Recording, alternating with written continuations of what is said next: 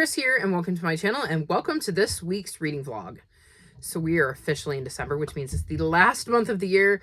Time to get on all of those last minute reads. I have two readathons I'm doing. The Queer Lit Readathon, which is the third week in December, so you won't hear about that now. I definitely won't be reading those books. And then the Reindeer Readathon, which I'm hoping to get to some of that maybe this week. This, if you haven't seen it, was incredibly nice to me. I got to stop TBR, so I only have 6 books, so that should be easy enough to do. Today, I put up my tree, so we're starting to feel festive around here. But boy, do I have a ton of stuff to do in December. So in addition to reading all of the Skate 8 million books I have that I would like to get to, I need to catch up on vlogs because I'm behind. And eventually I'm not going to have room to film more if I keep doing this. I have 3 hauls I need to film, and let me tell y'all, I think I might break November's down into 2 videos because I hauled way too many books, like way too many books, but I'm not sure. We'll see. I went a bit overboard in November, if I'm being honest, when it comes to book buying. December should be really easy because I'm not planning on buying any books in December that I haven't already pre-ordered. So we'll see how that goes. We'll see if I can stick with that.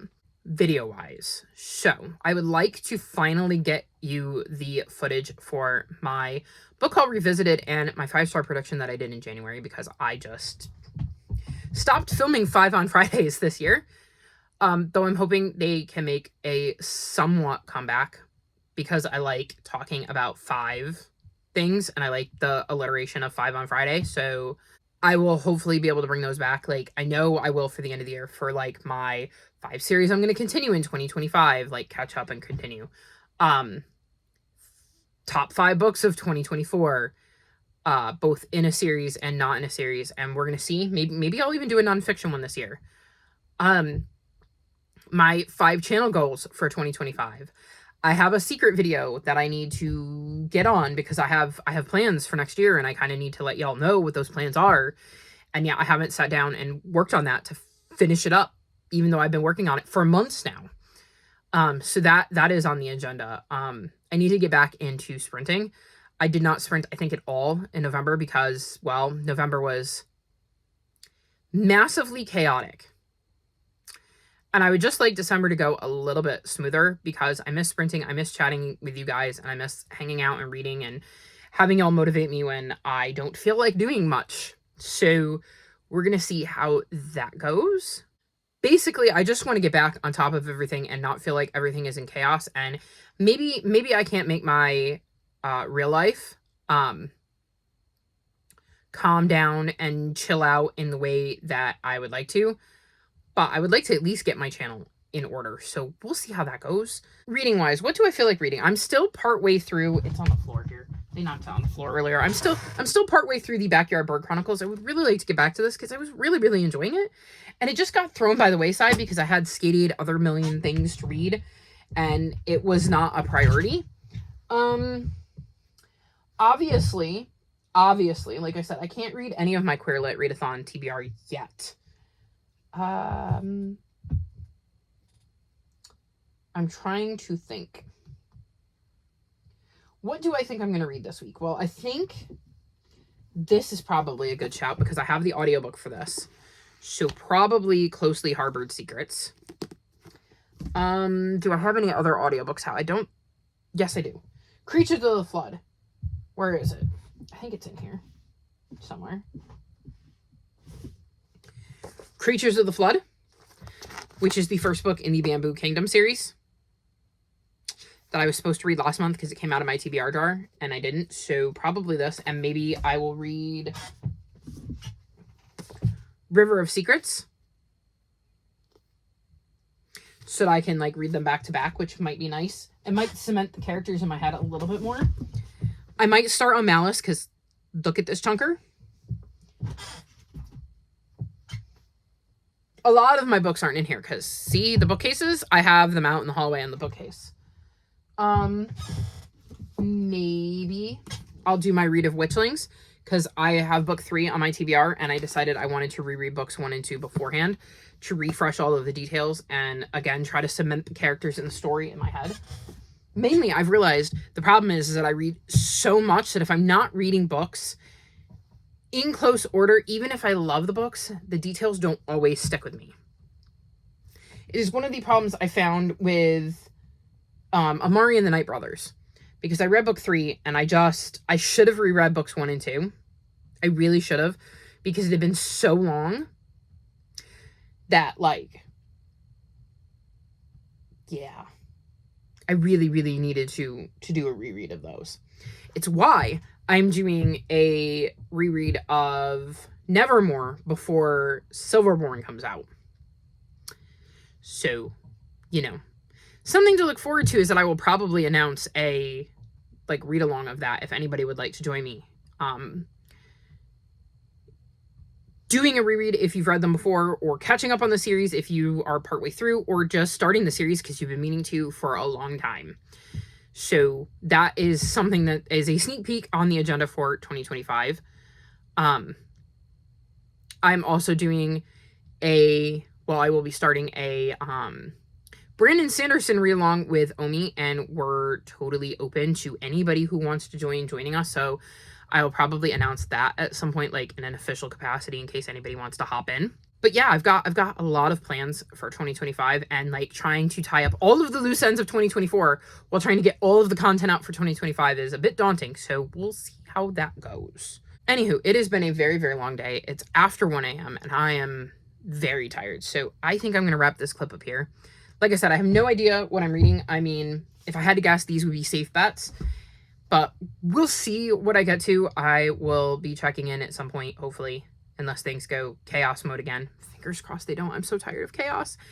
And I will check in and let you know what I've read, what I've decided, and what my plans are, because maybe I'll have more concrete plans when I check in. So fingers crossed that December goes better than November did, and we end the year on a strong high note.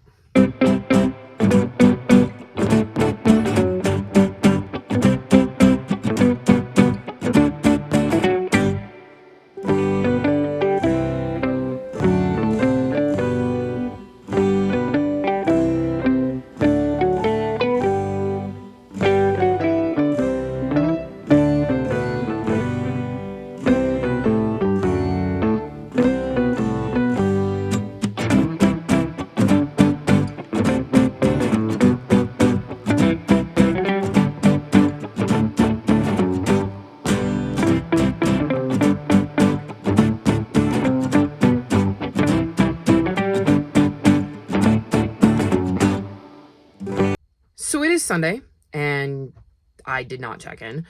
It has been a very long week. I've been working on some stuff, and I think I can say it soon. Like, I think I will mention it in the opening clip of the next vlog, because I'm almost caught up on vlogs, so there's a possibility this vlog does go out before I tell you about the thing. But I'm definitely posting the thing next week, so next week's vlog I'll be able to talk about it. But I was working on that and doing a lot of behind the scenes stuff for that, which ate into my reading time and also ate into my spoons for filming. I did not have as good a reading week as I wanted or needed if I had any hope at finishing my TBR, but I will run you through what I read. So the first two I'm going to mention that I read are Closely Harbored Secrets, which I gave 4 stars, and Partners in Line, which I gave 3.5. These are books 5 and 6 in the Seaside Cafe Mystery Series, and these follow Everly, who in the first book returns to the Island of Charm where she grew up and opens a like tea shop. Iced tea, not like hot tea, just for clarification's sake, and constantly stumbles across dead bodies. In Closely Harbored Secrets, it's almost Halloween, and there is a historic annual walking tour, and Everly's aunts are the people who put it on. And during this tour, one of the ghosts, like the actors who plays one of the ghosts, is found dead. Complicating matters is the fact that Everly is one of the first on the scene, and near the body, carved into the ground, is Everly's name, which definitely paints her as a suspect. So she spends this book trying to stay one step ahead of the killer and figuring out who is trying to kind of frame her and who actually wanted to kill this actor. I enjoyed the mystery of this one. I thought it was intriguing. I also liked the kind of background plot that has been building throughout the books. I like the developments we got in that in this one. I will say it was a little weird reading a book with Halloween vibes in December because I'm out of my spooky era. But I still did really enjoy it. Like, I thought it was really well done. And, like, yes, it was Halloween, but it wasn't overly done. It wasn't, like, just constant mentions of Halloween and ghosts and spooks and spiders and ghouls and stuff. There was also an interesting tidbit at the end of this one that was really intriguing. So I enjoyed this one.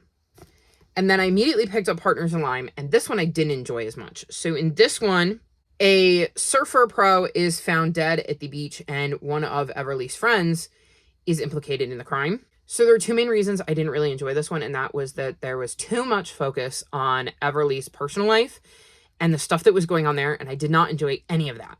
Just any of it.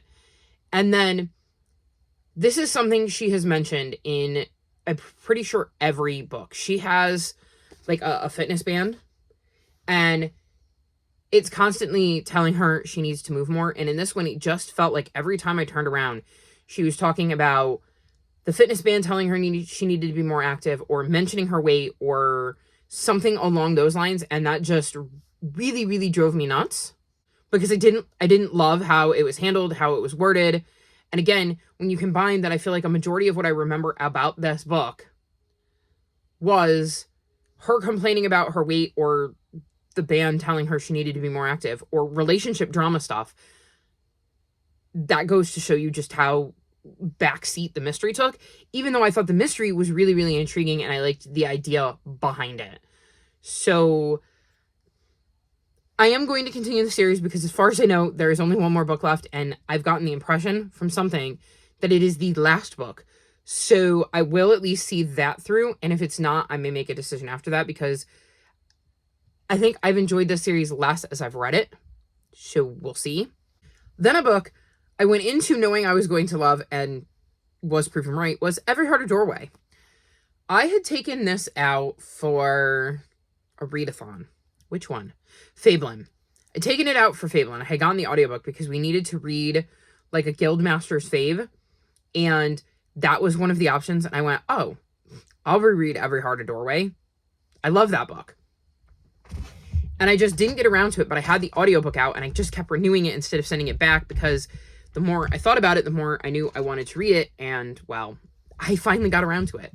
So this is the first book in the Wayward Children series, and this one we meet Nancy, and she is headed to Eleanor West's home for wayward children, and her parents are hoping she can go there and get some help, because she disappeared, and when she came back, she was different.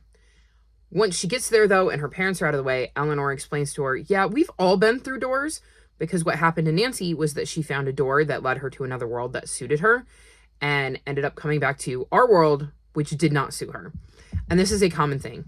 The whole premise of this series is children who find doors that lead them to worlds that suit them better than ours. And sometimes they get to stay, sometimes they choose to come back, sometimes they are forced to come back for various reasons. And we're kind of seeing Eleanor, who's got this home for the children. So some of the books in this series are set in the various worlds. Some of them are set in our world, and some of them kind of do both, depending on the story. But this is the introduction to the series, and I love this book. I think this will always be my favorite book in the series, because Nancy is Ace. And I am Ace. And that was the first book I had ever read with a character in it who made me see me like that. So this book is always going to have a very, very special place in my heart. I've loved it every single time I've read it. It was so nice to be back with these characters and to get to hear this story again, and to just experience how it started and my love for it. It's made me very, very excited for the new book that's coming in January. I don't intend to reread the rest of the series right now, but it has reminded me of my love for this world and got me excited to see what developments we're going to have in the new book. So I'm actually really, really glad I listened to it. Then I read The Witch is Back, and I gave this 4 stars. This is the most recent book in the Witchway Librarian series. And in this one, Josie's mom shows up for a visit. Her mom seems to be going through something, and in an effort to distract her, she brings her to the Eyrie? Yes. Which is the clifftop manor where a reverend recently passed. And while she's there, because she has book magic, the preacher's old books are hissing warnings to her. She gets home and her detective novels at her library are also doing the same thing. And then one of the reverend's sons ends up being found dead at the bottom of a cliff. As this is going on, the residents of Wilfred start to receive these mysterious letters that end up causing some tensions between the residents. And Josie, too, receives one that says, I know your secret. So Josie is trying to deal with her mother, deal with the dead body and all of the whispering that the books are doing, telling her something's going on, and these letters that have been delivered to various people, including herself, around the town. I was very intrigued in the letter stuff, less so the mystery. That didn't hook me as much as, again, the background. And I think it's interesting how it's been a while since I've had a cozy mystery that's really hooked me in both regards, like the background stuff and the mystery itself. I liked the addition of Josie's mother. I thought that was really interesting, and having her there for this and what she adds to this story was really intriguing. I am curious about some of the developments that happen in this one. It left in a spot where I very much cannot wait for the next book. There absolutely will be a next book based on how this ended. And I just really, really enjoy the way this series is playing out. Even if I said, like, I wasn't as interested in the mystery in this one, the background stuff is enough to keep me interested. And I'm, like I said, I'm very, very curious. And I'm assuming Josie's mom is not going to be here in the next one, because that would probably be a bit redundant. But I think it's fun having various members of her family show up, so I wouldn't be opposed to that happening again in the future, because it was interesting. It added a wrinkle to everything that was going on in Josie's life. Then I read The Pumpkin Princess and the Forever Knight, and I gave this 5 stars. Please don't knock the camera, Cielo. She's behind the camera. Come on. No, you cannot have my hair ties. She is obsessed with trying to steal my hair ties. Come on. Do you want to say hi to the people? Oh. So here is Cielo. She wanted to say hi. I'm not allowed to film videos without her being on camera. I actually had counseling this week, and I'm doing it via computer, and she had to get involved in that too. She was like, I don't know who this woman is you are speaking to, but you are going to show me off. So she also got to be in on the counseling session. Let's see if she actually lets me finish talking about my books. So, as I was saying, I gave this book 5 stars. Absolutely loved it. And again, not really the vibes that I'm looking for right now, but it totally worked. So it follows this young girl who is running away, trying to escape an orphanage. And this is not the first time she's done so. She's kind of learned from her mistakes.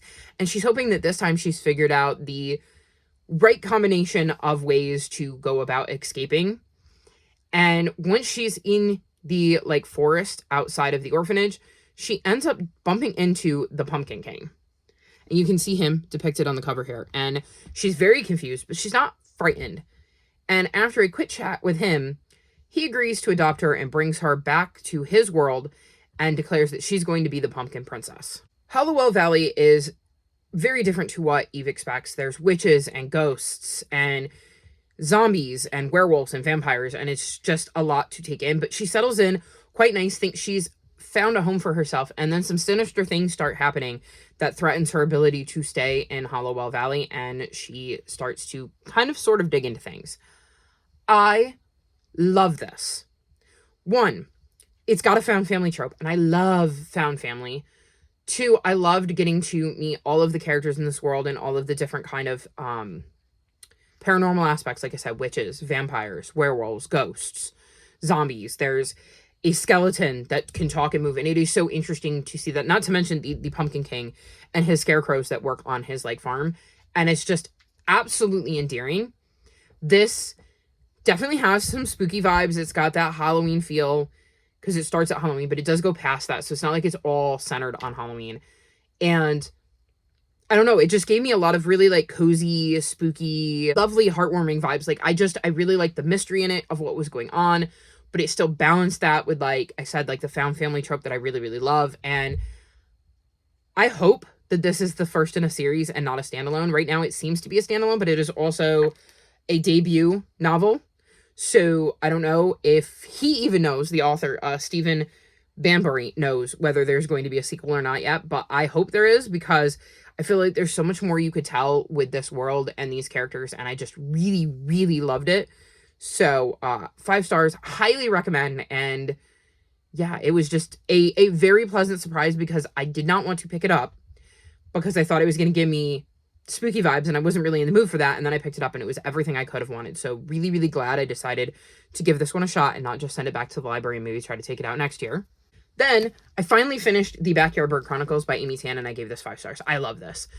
I started this in November, and it took me ages to actually get through it, but not because I wasn't enjoying it, but because I was prioritizing other things, and I would read little bits at a time, because you get like little sections and drawings about what she's seeing at any given moment, and they're kind of like journal entries.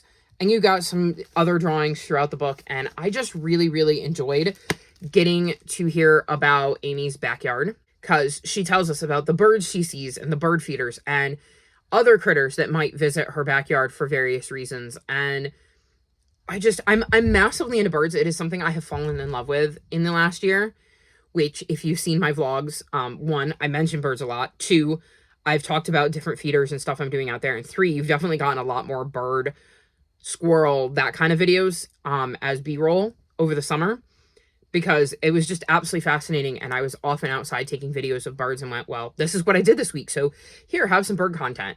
So I've just become absolutely enamored with that. So it was so cool to learn about the various different birds that visit Amy's backyard, and what they like and what they don't like, and how she started to learn how to tell, like, say, an adult bird versus a juvenile bird versus a baby bird versus a fledgling, like all of that, and males and females, and just some of the amazing interactions she's had with birds.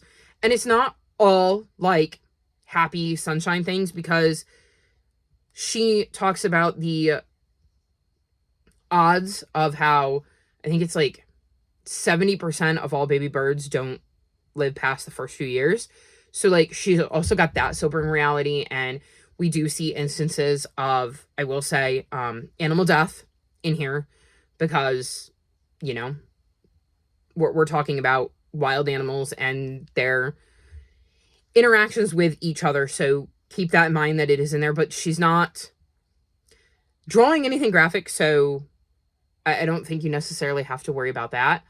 And it's, to me, it is different than reading it in a fiction book, because like, she's doing her best to just explain the reality of what she's seeing in reference to the critters that are coming to her yard. So again, keep that in mind. If that's something you really, really can't handle, then maybe this isn't the book for you, but I really, really enjoyed it.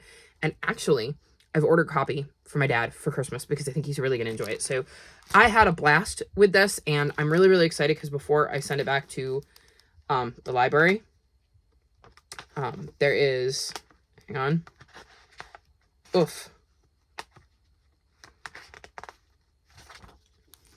a selected reading list. So I have some book titles that I want to look up and maybe add to my Goodreads. So very, very much enjoyed this. And then the last book I read was a reread, and I read Creatures of the Flood, Bamboo Kingdom, and I gave this 4 stars. So the first time I read it, I gave it 4.5. I did not enjoy it as much this time around. And also, I have to wipe down the cover. I have no idea what I got on the cover, but I apparently did at some point. So this is the first book in the Bamboo Kingdom series, and this follows pandas. And there is a great flood that kind of ended the life that all of these pandas knew. And we're following 3 young siblings who were born and separated during this flood, and they don't know each other exists. And so we're kind of seeing them try to find their place in the world. But there is a prophecy that was made long before they were born, and there's a mysterious tiger that is threatening the kingdom, and it is going to lead to them finding each other. And I definitely don't think I enjoyed this as much the second time around. I think Leaf, Rain, and Ghost are very interesting characters, and it is interesting to see where each of them have ended up. But I think there were a few things that almost felt like they developed too quickly. And maybe once I'm done with the arc, it'll make sense in the long run. But I almost felt like some things happened faster than I'm used to things happening in Aaron Hunter books. Because again, I've read like 100 different Warriors books. I've read the entirety of the Survivor series. I've read the entirety of the Seeker series. And I've read most of the Braveland series. I think I only have, like, I think the new arc is being published and I'm purposely not reading that so I can binge it. So I think that is definitely me comparing this to other books in the Aaron Hunter series and feeling like, wow, things are happening quicker than I expect. But again, maybe in the long run, it will make more sense because this is just part one of the story. Like I said, I like Leaf, Rain, and Ghost, but we'll have to see where their characters goes because I'm pretty sure I've read book 2 as well, and that will be a reread. So we'll see how I'm feeling after book 2, which is on my TBR this month. So that has been my reading week. Mixed in with that has been me trying to keep track of all of the stuff I bought over the Black Friday, Cyber Monday holiday. Like, I don't know if you can see, but I have a reindeer here that is named Donner, and you can see the paws definitely of my wolf cub that I got from Build-A-Bear. I couldn't resist getting a Donner reindeer because Donner the cat, which I named after Donner the reindeer. So when I saw that, I was like, well, now I have to get it. I've gotten a few of the books, which you'll see in my book haul if I ever sit down and film them. We got this new cabinet for the kitchen, which I had nothing to do with putting it together, but my dad said, do not ever buy one of these. Do not recommend it to anybody. It is a pain in the butt to put together. So I really, really like it. We all really, really like it, but it was a pain to put together. I got some Legos, which I'm really excited about, and something else I wanted to show off because I've shown it to a couple people and they all really, really liked it. So first up, I got this hand-knitted beanie, and it's got like a patch with like the moon faces on it, and it's really, really warm and just really, really pretty. And then I got this crocheted dragon. Check that out. How cool is that? And then the thing that a lot of people are going nutty over, I got loaf cats. Look at them. And these are made by Hooking Hijinks. So let me turn him around. So we have Hooking Hijinks. I will link their shop in the description below. And this is somebody I follow on Tumblr. And they mentioned over the Thanksgiving week that if you wanted to support an indigenous like craft maker kind of thing, that they have a shop. And I was like, yes, I do. And so I went to their shop, and when I saw these, I was like, oh my goodness, I have to have them. And then I saw the dragon, I saw the beanie, and these are like so soft. They're a lot bigger than I thought they were, like gonna be. And I just absolutely love them, and I wanted to bring attention to them because they're a small business, they're indigenous, and I just thought it would be cool to bring attention. And if you're looking for a gift for Christmas, they've got all kinds of stuff in their shop. They've got beanies and scarves, and like I said, the cats, there's dragons, there's sea creatures, there's a moose in there. There's just a lot of really, really cool stuff. So I hope you will check their shop out and give them a look, because I thought these were just so cool that I couldn't help but show them off and let everybody know where I got them. You will see them in the background of my video. Normally, they're up there. Whoops, up there next to the panda.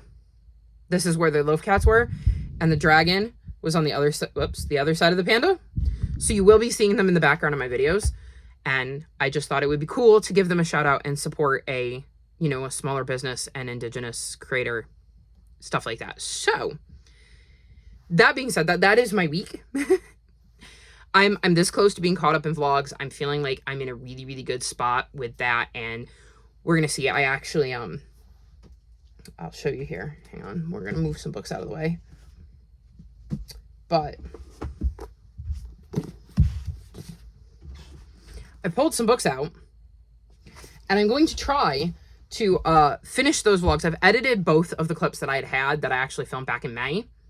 I'm really on top of this. I filmed my 5-star prediction of my book haul revisited in January, sat down and talked about the books I had read at that point in May, and then proceeded to read the rest of them and never ever check in. So that's going to be interesting because let me tell you, the details on some of these, considering I've read well over 200 books since then, are very fuzzy. But I'm going to try, and hopefully next year I'll be a little bit more on the ball with videos like that.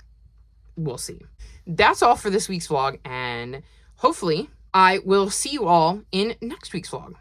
All of my social media is linked in the description below if you'd like to come chat with me. If you've made it this far in the video, leave me a pumpkin emoji in honor of the pumpkin princess, considering I loved it.